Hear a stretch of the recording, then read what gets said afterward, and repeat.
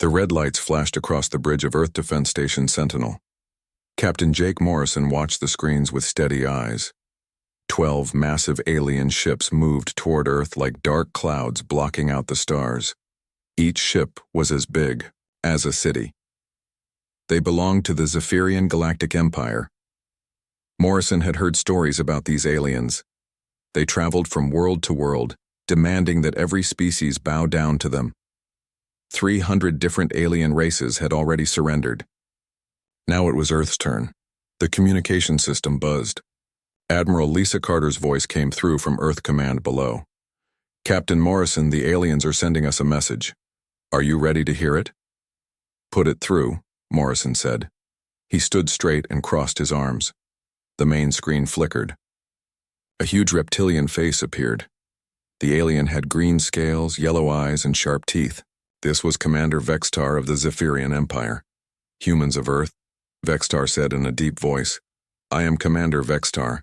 Your world has been chosen to join the Zephyrian Empire. You will follow our rules. You will pay us tribute every year. You will allow our ships to pass through your space whenever we want." Morrison listened without showing any emotion on his face. Vextar continued. "If you refuse, we will destroy your planet. We have done this many times before. We are giving you one day to decide. Choose wisely." The screen went black. The bridge was quiet for a moment. Lieutenant Amy Brooks looked up from her station. "Sir, what do we do?" Morrison turned to face his crew. These were good people. They had families on Earth below. They had joined Earth Defense to protect their home. Today, they would find out what that really meant. "Open a channel to Earth Command," Morrison said. Admiral Carter appeared on the screen. Behind her, Morrison could see the busy command center. People were running around, checking computers, and talking on radios. Everyone was scared, but they were still doing their jobs. "Admiral," Morrison said, "the aliens want an answer. Do we have one?" Carter nodded. The World Council met for 6 hours. Every nation sent representatives. Every leader had their say. The vote was unanimous, Captain. "What's our answer?" "Tell them no." Morrison felt a smile touch the corner of his mouth. "No tribute? No surrender? No Galactic Empire ships allowed," Carter said firmly. "Not in our space. Not near our planet. Not anywhere in our solar system." Lieutenant Brooks gasped. "Sir, they have 12 battleships. We only have 6 defense stations and 20 patrol ships." Morrison looked at her. "Brooks, how many humans live on Earth?" 8 billion, sir." "And how many humans have ever surrendered without a fight?" Brooks thought for a moment. "I don't know of any, sir." "Neither do I." Morrison turned back to the screen. "Admiral Carter, request permission to deliver our response." "Permission granted, Captain. Show them what humans are made of." Morrison walked to the communications station. He opened a channel to the alien fleet. Vexitar's face appeared again on the screen. The alien commander looked amused, like he was watching children play with toys. "Human," Vextar said. "Have you made your choice? Will you submit to the Empire like all the others?" Morrison looked directly into the alien's yellow eyes. "Commander Vextar, this is Captain Jake Morrison of Earth Defense Force. We have received your ultimatum. We have discussed it. We have made our decision. Speak then, primitive creature." Morrison's voice was calm and clear. "Our answer is no. No Galactic Empire ships are allowed in our solar system. You have 1 hour to leave. If you do not leave, we will make you leave." Vexitar's laughter filled the bridge. It was a harsh, ugly sound. "You threaten us? You small, weak humans threaten the Zephyrian Empire. We have conquered worlds before your species learned to make fire. We have destroyed civilizations that lasted for millions of years." "Maybe," Morrison said. "But you have never fought humans before." The alien commander's laughter stopped. His yellow eyes narrowed. "What makes you think you are special? Every species believes they are different. Every species thinks they can resist us. They are all wrong." Morrison smiled. It was not a friendly smile. "Commander, in our history there have been many empires, big empires that thought they could not be beaten. They all had one thing in common. What was that? They all fell. Vexitar's face darkened. You dare compare us to your primitive empires? We control half the galaxy. Our technology is beyond your understanding. Our ships are powered by the hearts of dead stars. That sounds impressive, Morrison said. But you made one mistake. What mistake? You came to Earth. The alien commander leaned forward. Explain. Morrison looked around his bridge. His crew was watching him with pride in their eyes. These people were ready to fight and die for their home. That was something the aliens would never understand. Commander Vexitar, Morrison said. You have conquered 300 species, but every species you fought was alone. They had no one to help them. They had no choice but to surrender or die alone. Yes. And you are also alone. No, Morrison said. We are not alone. We have each other. Every human on this planet stands together. Every human in this solar system will fight together. We are not just one species, we are one family. Vexitar made a dismissive sound. Pretty words will not stop our weapons. Maybe not, but you should know something about humans before you attack us. What? Morrison's smile grew wider. We do not know how to quit. The screen went black. Morrison had cut the communication. He turned to face his crew. All stations, prepare for battle. Send word to all Earth defense units. Tell them to get ready. Lieutenant Brooks was checking her instruments. Sir, the alien ships are moving toward Earth. They will be in weapons range in 1 hour. Good, Morrison said. That gives us enough time. Time for what, sir?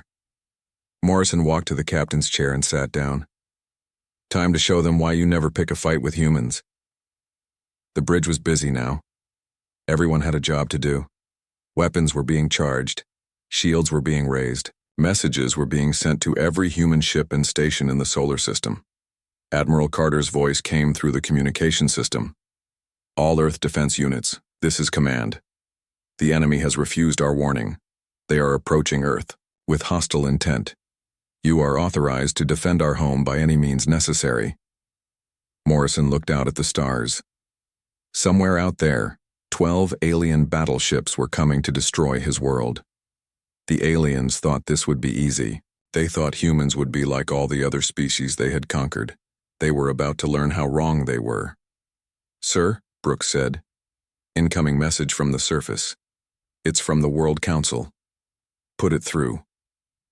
The face of President Maria Gonzalez appeared on the screen. Behind her, Morrison could see flags from every nation on Earth. Captain Morrison, the president said. The people of Earth are watching. They know what is coming. They are not afraid. What are your orders, Madam President? Defend our home, Captain. Show these aliens that Earth is not for sale. Show them that humans do not surrender. Show them that some things are worth fighting for, no matter the odds. Morrison saluted. Yes, Madam President. We will not let you down. The screen went dark. Morrison looked around his bridge one more time. In 1 hour, the battle for Earth would begin. It would be humans against an empire that had never lost. A war. Morrison smiled.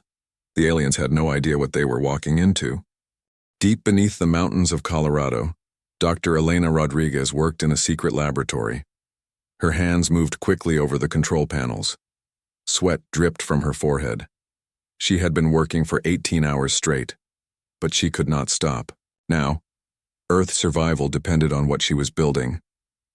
Doctor, her assistant called out, the power levels are getting unstable. I know, Elena said without looking up. Just give me 5 more minutes. Elena was working on humanity's greatest secret. For 30 years, Earth scientists had been studying crashed alien ships. Every piece of alien technology that fell to Earth was brought to this laboratory. Elena and her team had learned to understand alien machines. But more than that, they had learned to make them better. The aliens thought humans were primitive. They were wrong. Humans were different. When humans found technology they did not understand, they did not just copy it. They improved it. They made it stronger, faster, and more efficient. Elena's creation was called the Quantum Disruption Field. It was based on alien shield technology, but Elena had changed it. Instead of protecting ships, it would destroy alien weapons and shields. The aliens had never seen anything like it. "Dr. Rodriguez," a voice said behind her. Elena turned to see General Patricia Wells walking into the laboratory. "General," Elena said, "I did not expect you." "The President sent me," General Wells said. "She wants to know if your weapon is ready." Elena looked at her creation. It was a small device, no bigger than a briefcase. It did not look like much, but it could change the entire battle. "It is ready," Elena said. "But I have only built one. If it fails, we have no backup." "It will not fail," General Wells said. "You are the smartest person on Earth, Elena.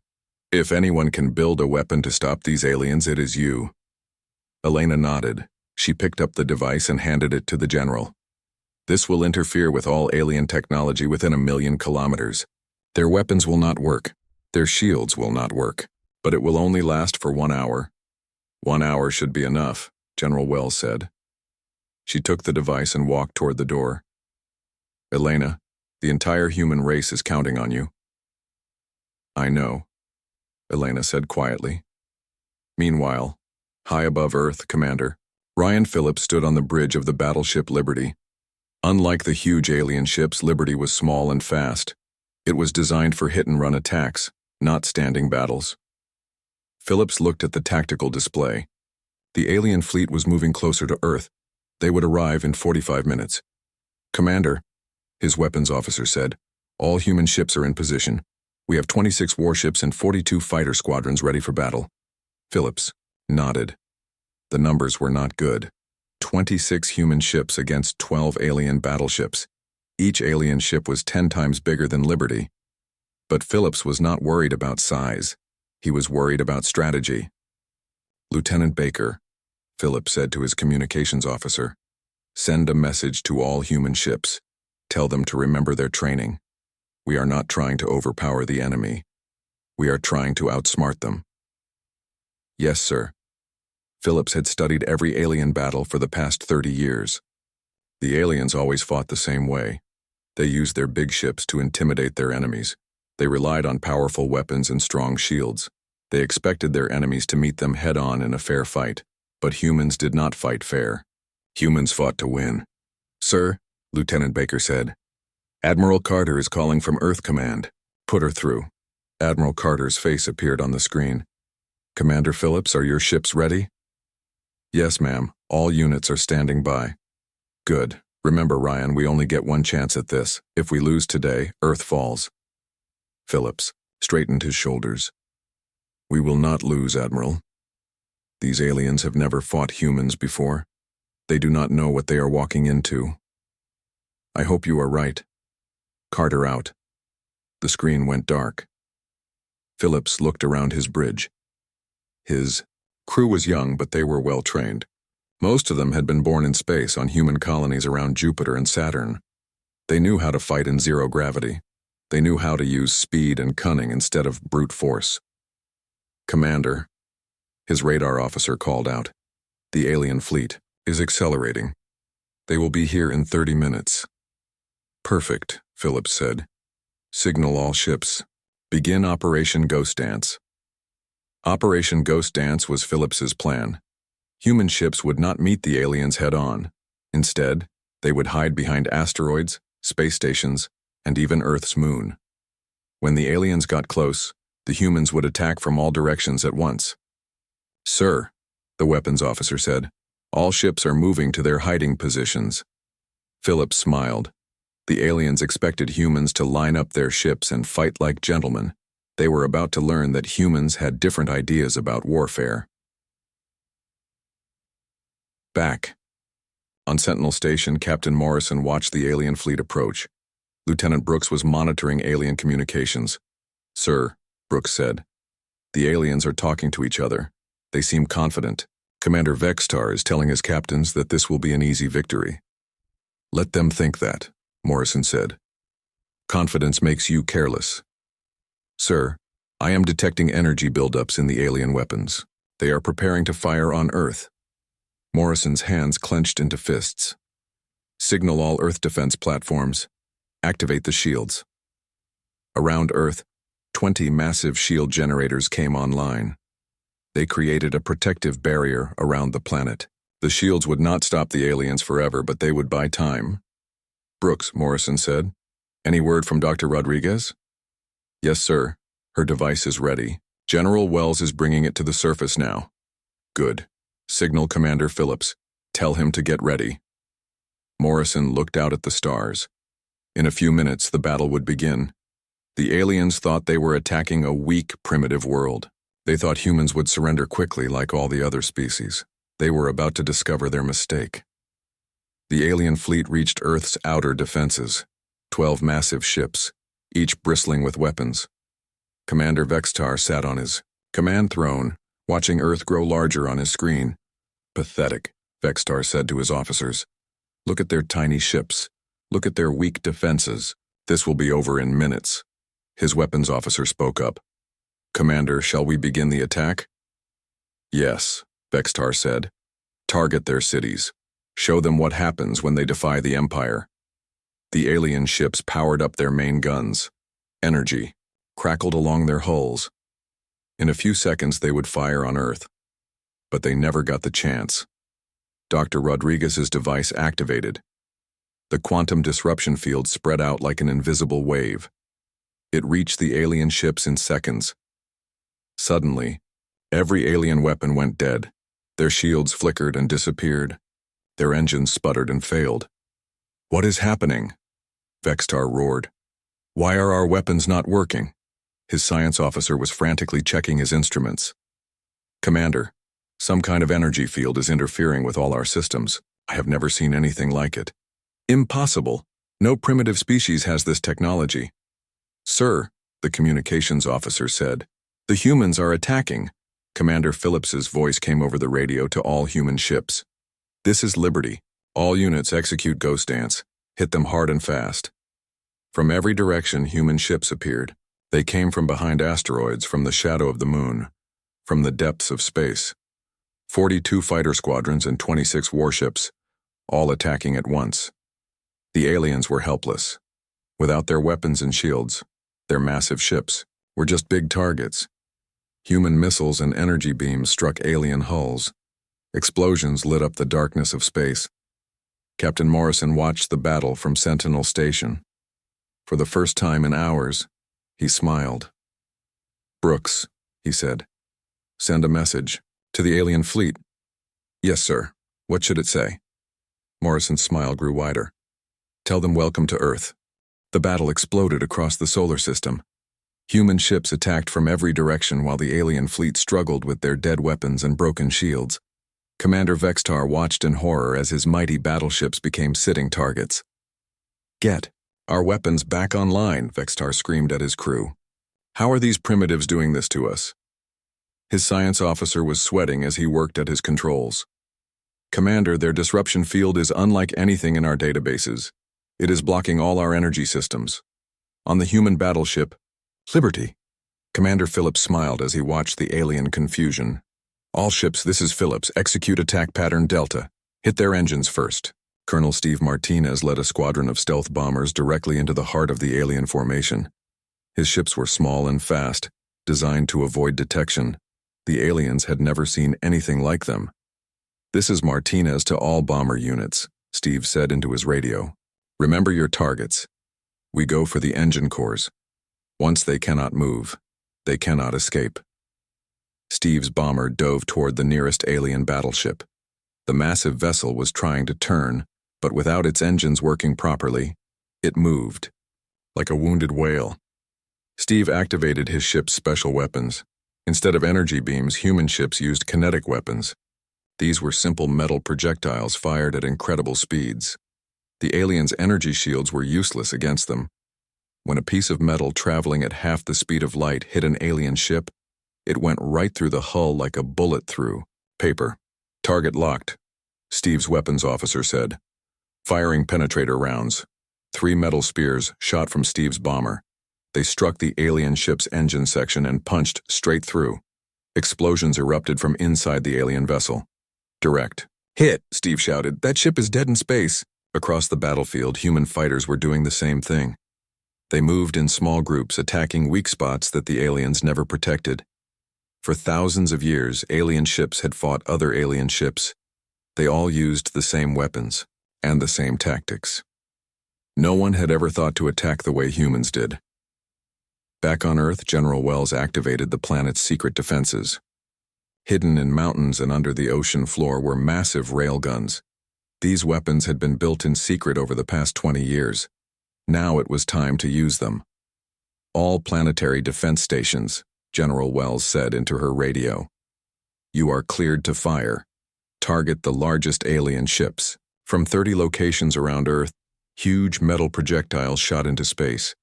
These projectiles were as big as cars and traveled at speeds that made the alien ship's own weapons look slow. When they hit an alien battleship, the entire ship shook, like it had been hit by an earthquake. Commander Vextar felt his flagship shudder as something struck the hull. What was that? He demanded. Commander, his tactical officer said, the humans are firing from their planet's surface. Their weapons they are impossibly fast.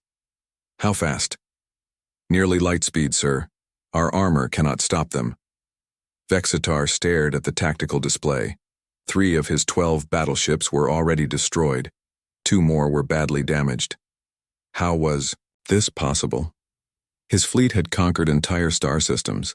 They had never lost a single ship to primitive species. Sir, his communications officer said, the other ships are requesting permission to retreat. Retreat? Vexitar roared. The mighty Zephyrian Empire does not retreat from primitives. But even as he spoke, another human attack wave struck his fleet. Lieutenant Commander Ben Parker led 20 fighters in a daring assault on the alien flagship itself. Ben was young, only 25 years old. He had grown up on a space station near Jupiter. He knew how to fly in zero gravity better than most people could walk. Today, he was about to do something that would be remembered forever. This is Parker to Liberty, Ben said into his radio, requesting permission for close attack on the flagship. Commander Phillips's voice came back. Negative, Parker, that ship is too dangerous. Stay with your squadron. Sir, I have an idea. Trust me. Ben did not wait for an answer. He turned his fighter toward the alien flagship and pushed his engines to maximum speed. His ship shot forward like a bullet. The alien flagship was massive, over 5 kilometers long. It had hundreds of weapon ports and armor thicker than a building. But it also had one weakness that Ben had noticed.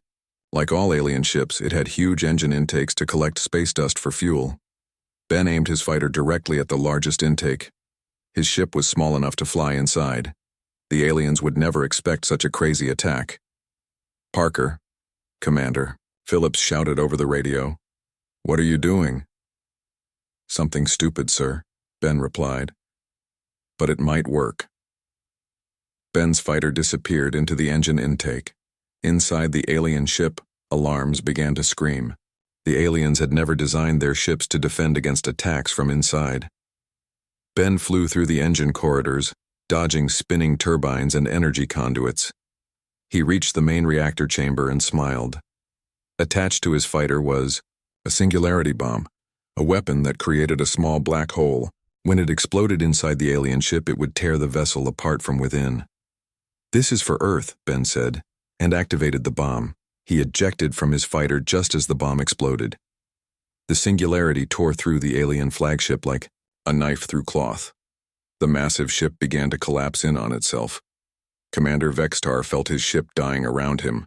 This is impossible, he whispered. We are the Zephyrian Empire. We do not lose to anyone. His science officer looked up from his controls. Commander, I understand now. These humans do not fight like other species. They do not try to match our strength. They use our size against us. What do you mean? Sir, our ships are designed to fight other large ships. We have thick armor and powerful shields to stop energy weapons. But the humans are not using energy weapons. They are using simple kinetic projectiles at impossible speeds. Our size makes us easier targets, not harder ones. Vextar finally understood. For thousands of years, galactic warfare had followed the same pattern. Big ships fought other big ships. Powerful weapons against powerful shields. The side with more ships and bigger guns always won. But humans fought differently. They used speed instead of strength. They used intelligence instead of brute force. They turned their enemies' advantages into weaknesses. The alien flagship shuddered and began to break apart. Emergency lights flashed as the ship lost power. Vextar watched his tactical display as the remaining human fighters continued their attacks. "Sir," his communications officer said, "5 more of our ships have been destroyed. The humans are targeting our remaining vessels." "Order all ships to retreat," Vextar said quietly. "Sir?" "You heard me," Vextar shouted. "Order the fleet to retreat. We cannot win this battle." Across the battlefield, the surviving alien ships began to turn away from Earth. Their engines, damaged but still working, pushed them back toward the edge of the solar system. Captain Morrison watched from Sentinel Station as the alien fleet fled. "Brooks, signal all human ships, do not pursue. Let them go." "Sir?" Brooks looked confused. "We could destroy the rest of their fleet." Morrison shook his head. "No, we have made our point. Earth is defended. Now let them carry that message back to their empire. The battle was over. Humanity had won. But more importantly, the galaxy had seen something new. For the first time in thousands of years, a galactic empire had been defeated. The age of easy conquest was ending. The age of human resistance had begun. 3 days after the battle, Admiral Lisa Carter stood in the main hall of the United Nations building. Representatives from every nation on Earth were present. But this meeting was not just for humans. The entire galaxy was watching. Carter looked at the camera that would broadcast her message across space. Every alien world under Imperial rule would see this. Every free species would hear Earth's words. Today, humanity would change the galaxy forever. "People of Earth," Carter began. 3 days ago, the Zephyrian Empire came to our world. They demanded that we surrender. They expected us to bow down like every other species they had conquered. Carter paused and looked around the room. She saw President Gonzalez, General Wells, and many other leaders who had made the decision to fight. "We said no," Carter continued. "We told them that no galactic empire ships are allowed in our space. We meant it then. We mean it now. We will always mean it." The camera transmitted her words across the galaxy. On 100 different worlds, alien species watched in amazement. Never before had anyone defeated the Zephyrian Empire. Never before had a small world stood up to galactic powers and won. Carter's voice grew stronger. "But this message is not just for Earth. It is for every species that has been forced to kneel before empires. It is for every world that has been told they are too weak to be free." On the planet Kepler-7, a species called the Altarians watched the broadcast in secret. They had been slaves to the Zephyrian Empire for 200 years. Their leader, a blue-skinned female named Zara, felt hope for the first time in decades. "Did you see that?" Zara whispered to her council. "The humans defeated them. A small species with only one world defeated the Empire." Her advisor shook his head. "It must be a trick. No one can defeat the Empire." "I saw the battle recordings," Zara said. "It was real. The humans did something no one thought was possible." Meanwhile, Captain Morrison was busy at his new job. The victory over the Zephyrians had made him famous across human space. Now he was leading a special mission to contact other species who wanted to be free. Morrison's ship, the Explorer, approached a small space station near the edge of Zephyrian territory. The station belonged to a species called the Vortans. They had sent a secret message to Earth asking for help. "Captain," Lieutenant Brooks said from her station, "the Vortans are requesting permission to come aboard." "Grant it," Morrison said. "Let's see what they have to say." A few minutes later, 3 alien beings walked onto the Explorer's bridge. They were tall and thin, with gray skin and large eyes. Their leader stepped forward and spoke in broken English. "I am Commander Kellix of the Vortan Resistance," the alien said. "We heard about your victory. We want to learn how you defeated the Empire." Morrison smiled. Commander Kellix, the secret is not in our weapons. It is in our attitude. What do you mean? The Empire expects everyone to fight the same way, Morrison explained. Big ships against big ships, strong weapons against strong shields. But humans learned long ago that you do not win wars by being stronger than your enemy. You win by being smarter. Kellix's large eyes grew even wider. But how did you make your weapons so powerful? Our weapons are not powerful, Morrison said. They are simple, metal projectiles fired very fast. Any species can build them. The hard part is having the courage to use them. Back on Earth, Dr. Elena Rodriguez was working in a new laboratory. This one was not hidden underground. It was open to the sky, and scientists from around the galaxy were welcome to visit. Elena was teaching a group of alien scientists how to build quantum disruption fields. These aliens came from 12 different species, all of them former slaves of various galactic empires. The technology is not complicated, Elena explained. What makes it work is understanding how your enemy thinks. The empires use energy weapons and energy shields, so we built something that stops energy from working. A scientist from the planet Rigel raised her hand. But Dr. Rodriguez? How did you know their shields would fail? Elena smiled. Because we studied every piece of alien technology we could find. For 30 years we learned how they built their machines. Once we understood their technology, we could find ways to beat it. Another alien scientist spoke up. But what if the empires learn to defend against your weapons? Then we will invent new weapons, Elena said. That is what humans do. We adapt. We change. We never stop learning. The alien scientists looked at each other. They were beginning to understand something important. Humans were not stronger than the galactic empires. They were not more advanced.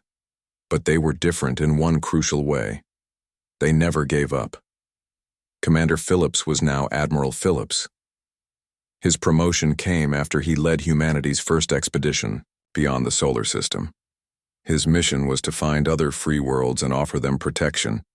Phillips stood on the bridge of his new ship, the Constitution.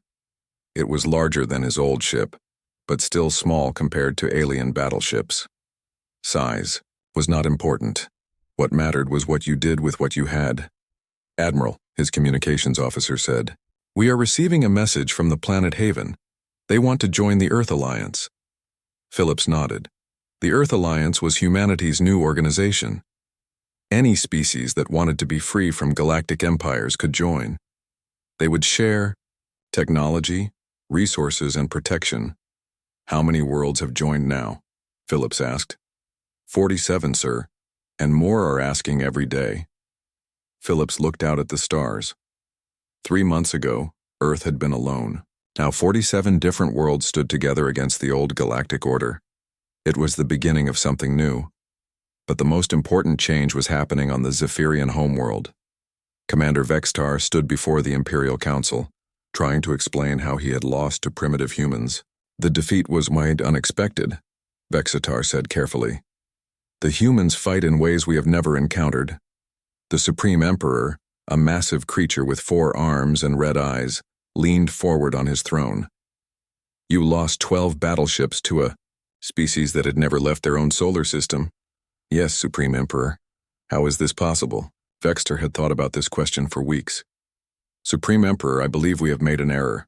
For thousands of years we have conquered species by being stronger than them. But strength alone is not enough against humans. Explain. Humans do not fight to show their strength, Vextar said. They fight to win. They use any tactic, any weapon, any strategy that works. They do not care about honor or tradition. They only care about protecting their home. The Supreme Emperor was quiet for a long moment. Finally he spoke.